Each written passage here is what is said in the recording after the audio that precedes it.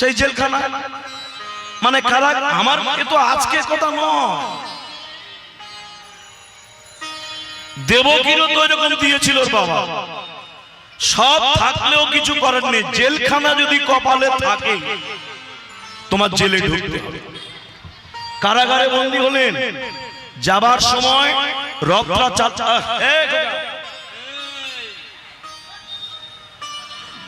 চালাচ্ছে কে? স্বয়ং কংস নিজে বোনকে দিয়ে আসতে যাচ্ছে। একটু ভাবুন কত বড় শোভাযাত্রা, মিছিলটা দাঁড়িয়েছে বোনের বিয়েতে, কংস গাড়ি চালাচ্ছে রথ। হঠাৎ উপর থেকে আকাশবাণী হলো, মূর্খ মূঢ়, তুমি যার জন্য আনন্দ করছো ওই ভগ্নীর অষ্টম পর্বের সন্তান তোমার মৃত্যুর কারণ।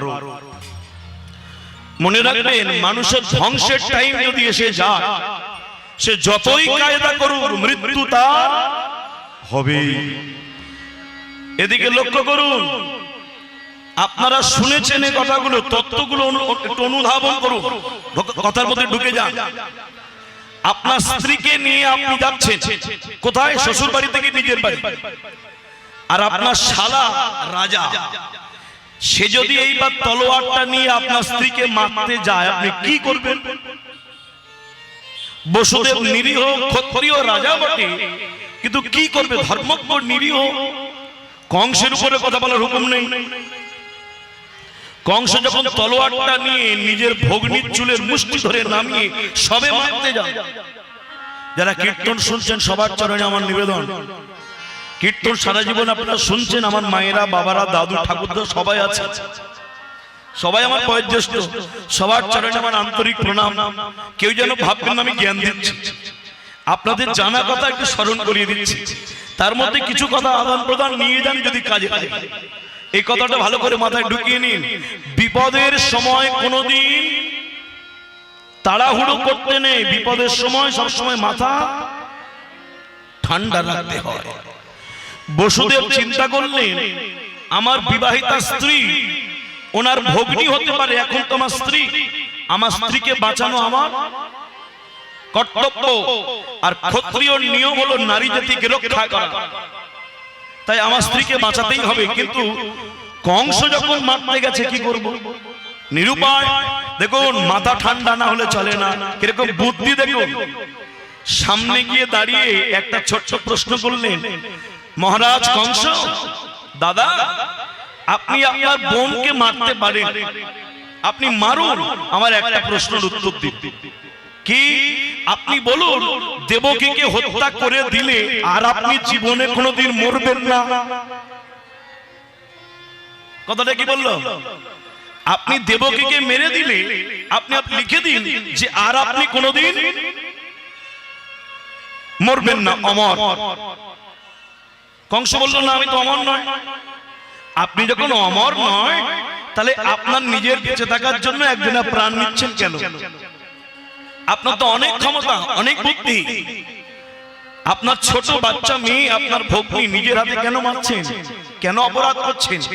একটা কাজ করুন, আপনার ভগ্নী তো আপনাকে মারবে না, মারবে তার পেটে, তার গর্ভে ছেলে। তাহলে আমি কথা দিলাম, আমার স্ত্রীর গর্ভে যত সন্তান হবে আমি আপনার হাতে তুলে দেব। আচ্ছা ভক্তমণ্ডলী, ভক্তিবতী মায়ের একটা কথা বলবো, কংস খুব বুদ্ধিমান না বোকা? আপনারা কি বলেন, বোকা না বুদ্ধিমান? বুদ্ধিমান। যদি বুদ্ধিমান হতো, তা যে মেয়েটার গর্ভের বাচ্চাকে মারবে, ওই মেয়েটার, ওই ছেলেটার মা আর বাবা মানে দেবকী আর বসুদেবকে এক ঘরে কেউ রাখে?